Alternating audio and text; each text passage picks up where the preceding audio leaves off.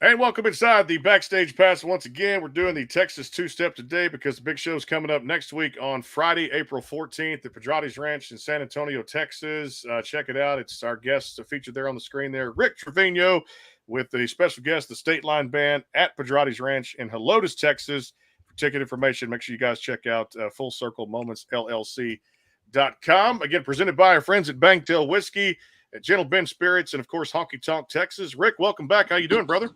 I'm great. I'm great. It's good to be on with you. How you doing? Man, just hanging in there. In fact, we were just talking there before the show started. I just got back from spring training. Took a little 14 days off to go down there. We lived for a week down in Scottsdale. I missed the Yeah. Giants, but I did catch the Rangers, and we caught the Seattle Mariners and, of course, the Arizona Diamondbacks. Happy baseball season to you. Happy 2023. Opening day was last week. I guess I saw some posts that you made out there, too. You're a huge baseball fan, no doubt. And it's just good to see baseball back and kind of live and live in color, right? Yeah. Well, there's always that lull from for me, the Super Bowl, because I don't really. I mean, I'm not. It's just baseball and football for me. I mean, Same here. I might watch a little like the championship of March Madness, and I might watch the championship game for the NBA, and I'm not really watching much PGA stuff on television. But yeah, I mean, I love baseball. I played as a kid and played in high school and coached my son when he was growing up. And I actually got a story behind this. I was when Jeff Kent, who was playing for the Giants, I was coaching his son because his son and my son went to school together. Mm-hmm. So I coached Hunter in t-ball and coached pitch, and then when Jeff retired, he got his own select ball team, and I was able to be his assistant coach. And Mm-hmm. so anyway, he'd go back to spring training, and I said, "Hey man, bring me some swag, man. Bring me back some swag." So I've got several of these that Jeff brought me from spring training. One of my favorite second basemen of all time, too. Got to meet him, actually. Went into the San Antonio area. We got some family up there, and every time we get to travel, he's got that. He loves them ATVs and, of course, the four-wheelers. He's got Kent Power Sports up there.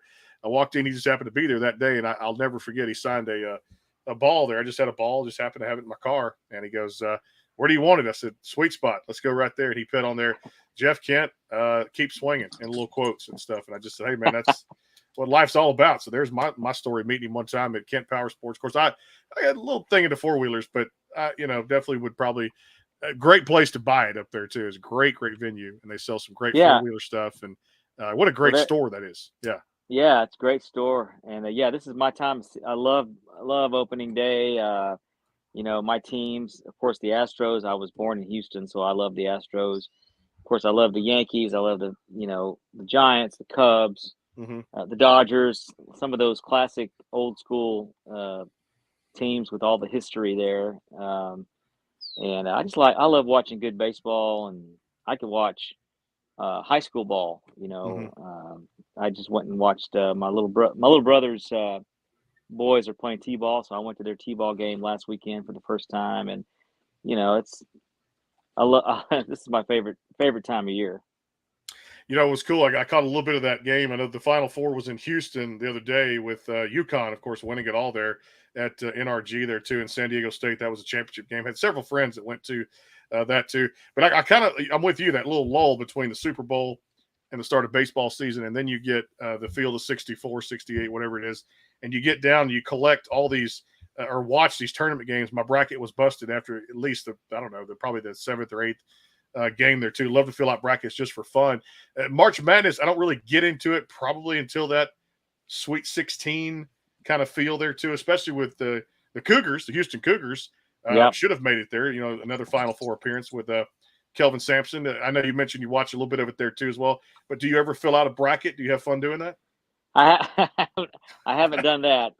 I think what happens to me is I go into a little bit of a sports depression after football season because number one, my Cowboys always do the same thing since 1997 or whatever. They don't live up to the expectations of someone like me who was born in 71 who Mm-hmm. remembers Staubach and Dorsett and Aikman and the 70s, even the 80s, even Mm-hmm. though there weren't any Super Bowls.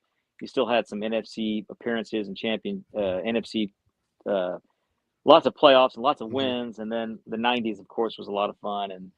But once you're born a Cowboys fan, you can't stop. And so there's always that depression, football's over. Cowboys did the same thing again.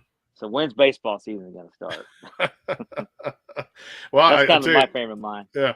The sports note that was there, and I saw a little bit of it today, it was definitely, I know Zeke got released. Zeke Elliott, out there, salary cap kind of hit there too, and is out there as a free agent too. Was it time for him to go, in your opinion? I do. I think that I think Zeke had some great the first 2 or 3 years, and I think we just need a couple of some healthy running backs. Now I know there's a chemistry there between he and Dak, and he's a great blocker. I think he's a great teammate, but I think you got to have 2 healthy running backs. I think they can have some the explosiveness that was there the first 2 or 3 years when Zeke is just not there anymore. And that's one of my opinions about spending a lot of money on your franchise, your Emmitt Smiths, your Tony Dorsetts, your Franco Harris's, your all those guys that you could count on for many years. You just can't really count on that anymore, just because of how, for whatever reason, running backs, obviously because of the speed of the game, it's so physical, and spending that kind of money on a franchise running back, I think you just gotta have 2 solid, healthy, or 3 solid running backs that can stay healthy throughout the season.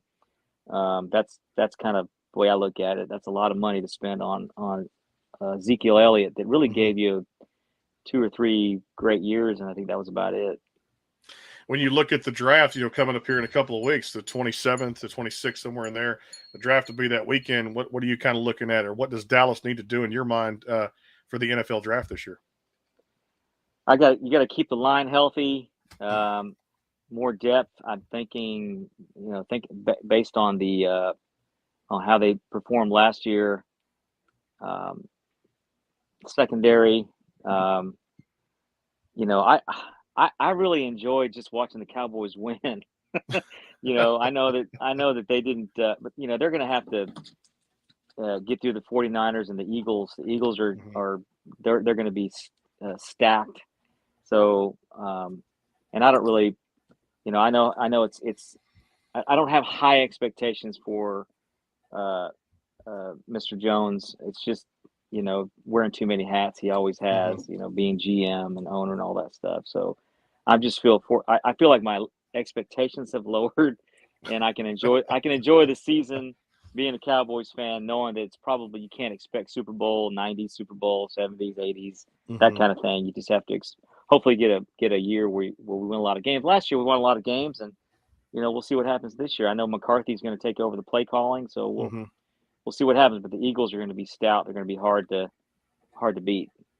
Yeah, a little weird to see Kellen Moore kind of end up in Los Angeles out there with the Chargers now too, and after his tenure ended as offensive coordinator. And I'm with you. I'm kind of excited to see McCarthy take over the play calling. That's going to be a lot of fun.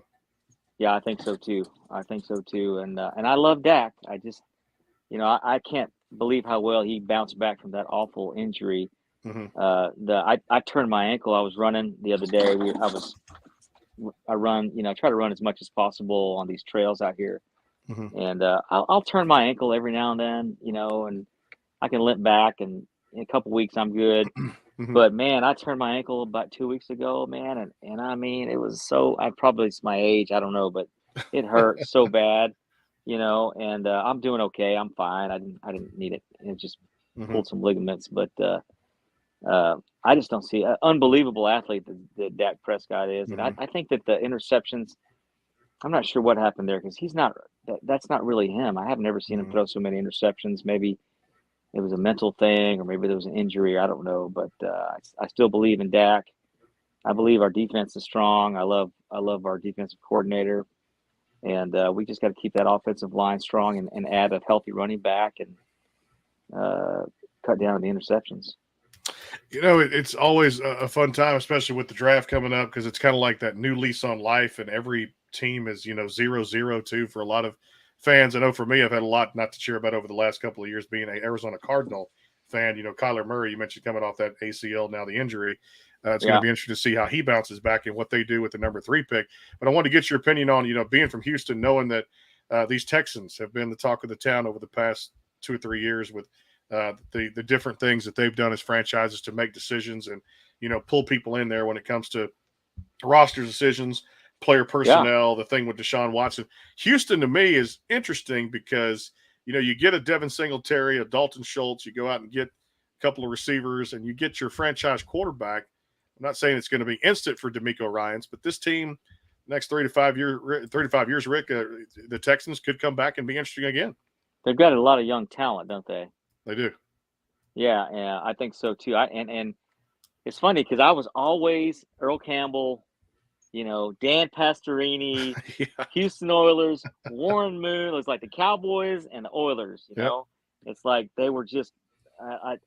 There was one year where they almost met in the Super Bowl. You remember that? It was that year when the Buffalo Bills came back and beat them like in the second half. They were down like 32-3 or something like that. But if they would have beat Buffalo, they would have met the Cowboys in the Super Bowl. If my memory doesn't serve me correct. And I mean, Houston's got to have a competitive football team. That's just the way it is. And my brother and I have a lot of fights because he's a huge Houston Texans fan, and I guess for whatever reason, once the Texans were formed, they were programmed to hate the Dallas Cowboys. And so that's kind of their MO. You got to hate the Cowboys. But I was born with the blue star, right here, right there. So there it is. I'm going down. I'm going down with the ship, man. I'm going down with the ship. Well, I tell you, we'll take a quick break here. Come back, talk a little music too, and definitely the big show, April 14th, Pedrotti's Ranch in Helotes, Texas. It's Rick Trevino with special guest, the State Line Band. Tickets on sale now. Make sure you grab them for friends, family, and everybody out there. Want to see a good turnout for Miss Merlene Cox at Full Circle Moments LLC.com. Again, next Friday night, if I could be there, we'd definitely be there. But definitely we'll catch some shows down the line. You need to be at that show. Great 90s country Friday night there, April 14th at Pedrotti's Ranch there. More with Rick Trevino. It is the Backstage Pass. Pay some bills here from our sponsors. Coming right back. Stay tuned. The Bangtail pour is comprised of a sweet corn mash base. The front has a subtle sweetness and not too sharp. It has notes of a medium char or white oak for a smoky flavor in the middle, and the tail has a super smooth and warm finish. Go behind the scenes with some of the biggest artists in music today with the Backstage Pass, powered by the SportsGuysPodcast.com. Join Brandon Morrill and his co-host Kirsty Krause as they talk to rising stars and legends about their music careers. Listen to their latest tracks and learn fun facts about the men and women behind the music you love. And be sure to tune into the Backstage Pass Monday through Friday from 3:30 to 6:30, powered by the SportsGuysPodcast.com. And welcome into the Backstage Pass.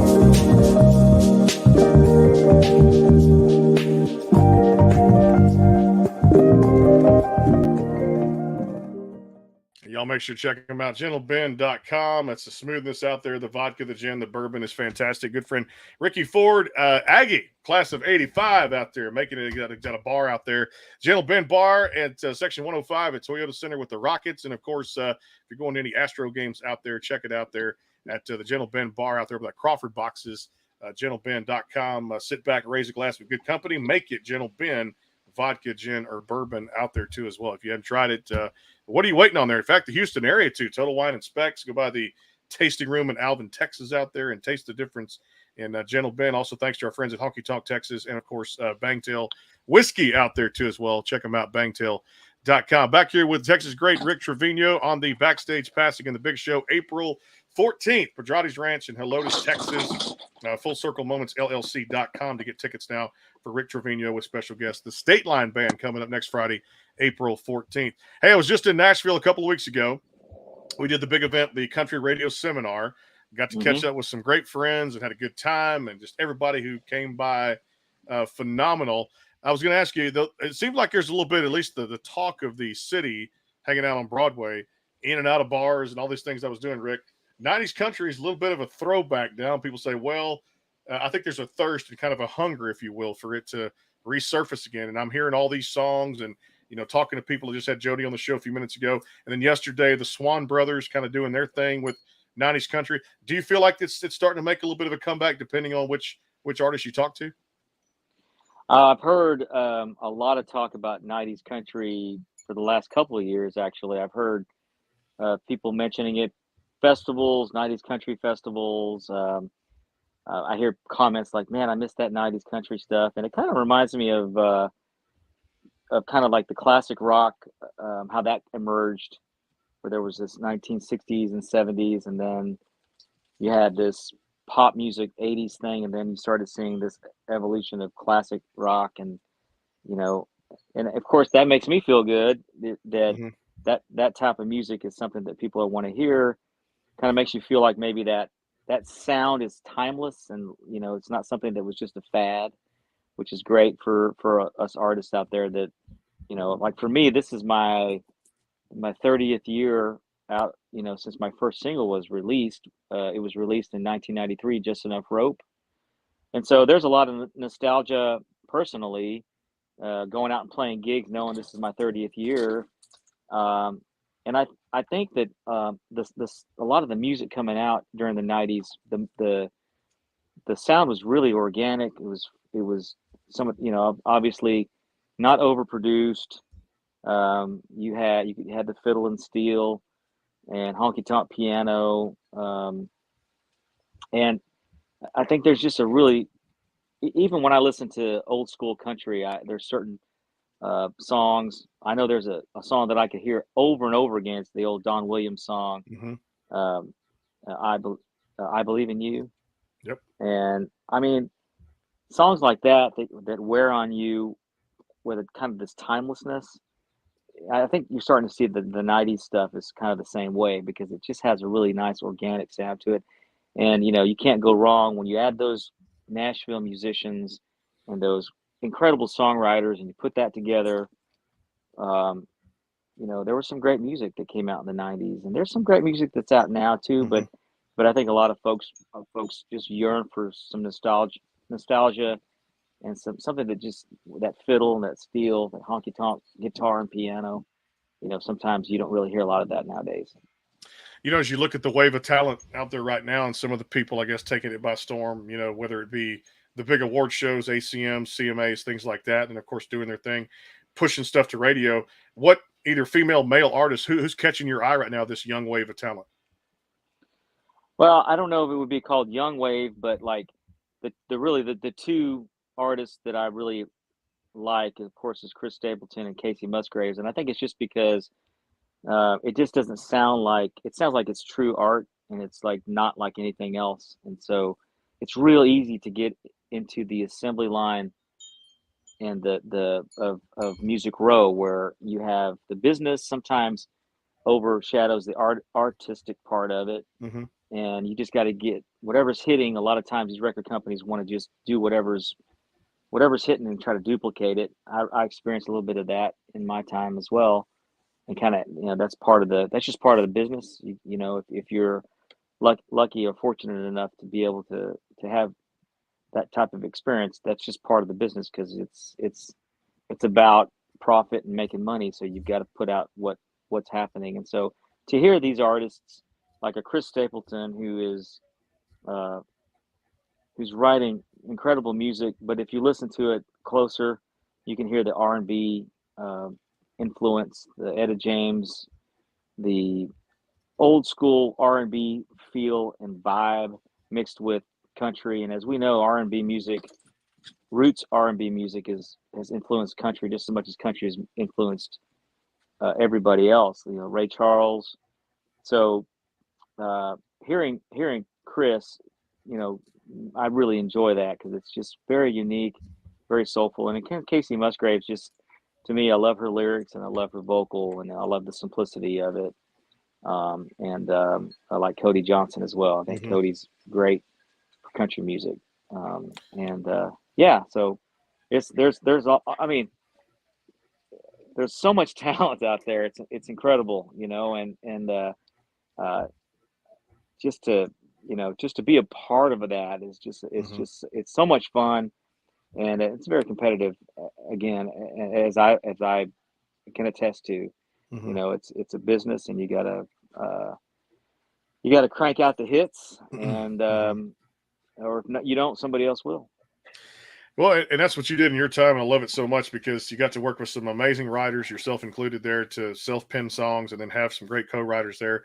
And you guys put out some great music there. I'm gonna go back to just a couple of songs that really stick with us today. "Learning as You Go," 1994. I mean, hitting the scenes and what it did on the charts, and then of course, "Running Out of Reasons to Run." Kind of go through just those songs and even the impact they're having on country music today and telling stories. And I was talking to a musician today when I mentioned I was going to have you on today. They were like, "Dr. Time." I was like, yeah, man, again, those songs just sit with young musicians even coming up today. And I know for you guys, it has to mean a lot that those songs are timeless hits. Well, like I said, this is my 30th year being out on the road and making music. And I remember our first single was "Just Enough Rope." And "Honky Tonk Crowd" was our second single, and that was a top 40 record. It was written by Marty Stewart. Um, I'm so lucky and blessed, and I make a point to tell everybody at the show, especially this year, that how I don't take that for granted. That I'm so fortunate, I'm so blessed to be able to get out and play, and that's part of why I'm able to go out and play is because of the hits and continue to do something that I've been doing for 30 years. And these songs are, like you said, kind of what keeps me going. And people want to hear the hits. People want to hear some of the new stuff as well. But yeah, the hits, Bobby Ann Mason, "Running Out of Reasons to Run." I think I was doing an interview the other day, and one of the DJs said, "Yeah, I Only Get This Way with You was our wedding song," and you hear stories like that, and it just never gets old. I mean, or if I'm listening to satellite radio and I hear one of my songs, or if I'm listening to the radio driving down the road and I hear one of my songs, or somebody sends me a text, and it says Sirius XM, Rick Trevino, and it's got one of my songs. That never gets old. That's just something that you get to do. I'm just so grateful that I had that opportunity to have those records. But I always kind of felt like, even when I was making records in Nashville, that I was also being drawn to music and stuff that's kind of outside the country music prism or the box. Let's say it's just you got to make commercial records. You got to make records that are right in the middle of the box. I think Jim Ed Norman was telling me that one time when I was with Warner Brothers. He said, "Rick," because I was making a record and writing with Raul Malo and Alan Miller, and this was after I left Sony, and we were writing some songs, but they were just not quite in the middle of that box that we call commercial country music, because y'all are doing some stuff that's outside the box, and I think I was always kind of moving towards that direction. Even when I got to start recording with Sony, I was sort of always pushing outside the boundaries of commercial country music, and that's been very liberating artistically. And I've been very lucky to be a part of some really cool projects, outside of commercial country music. I'm very, very lucky, being able to record Low Super 7. And then now I'm doing a lot of stuff, here in Austin, where I'm just writing and recording on my own here in Austin. And of course, technology kind of allows that nowadays, where you can promote your own records and kind of get your music out there without the big record companies and things like that. It's always good to have the deep pockets of the big record companies, but you can do a lot of promotion with limited resources as well. Well, the big show coming up next week. I know a lot of fans are clamoring for it to see you live again. I've seen you live, so expect a kick-ass show. I've done it many times. Wish I could be there next Friday night, April 14th, with Rick Trevino and, of course, the State Line Band, Jody. They do a great job out there, too, keeping it 90s country. Friday night at Helotes, Texas, out there at Pedrotti's Ranch, where I got married, so I know the spot very well out there, too. And if you've never been out there, you're going to expect a great show. And, of course, silent auction and a whole lot more out there, too. Merlene Cox does a terrific job out there, too. And I love that. Look at that. You got your buddy right there with you, too. That's Fender. Fender chomping on that ball and just chilling, which I'm about to go do, too. The glass of wine, it is happy hour wherever you're at out there, too. Make sure you get out there for ticket information, FullCircleMomentsLLC.com. And again, thanks to our sponsors, of course, Bangtail Whiskey, Honky Tonk, Texas, and Gentle Ben Spirits. Rick, always great to catch up with you, my friend, and I'm sure we're going to do it again somewhere down the road. Thanks for being with us. We appreciate it. Thanks for having me, and enjoy baseball season. Definitely. Go Astros, go Rangers, and, of course, all the other teams. Giants, Yankees, all the teams out there. We'll see who's standing at the end of 2023 for the World Series, too, as well. We'll talk to you guys coming up tomorrow on the Backstage Pass. As far as the guest goes, I have no idea. We're still putting it together here on the show here. Thanks to our sponsors. We'll see you soon. Don't forget to get out to the show next week with Full Circle Moments, LLC.com with Rick Trevino and the State Line Band, Pedrotti's Ranch, San Antonio, Texas. Go to that website for tickets right now. We'll see you soon. Take care.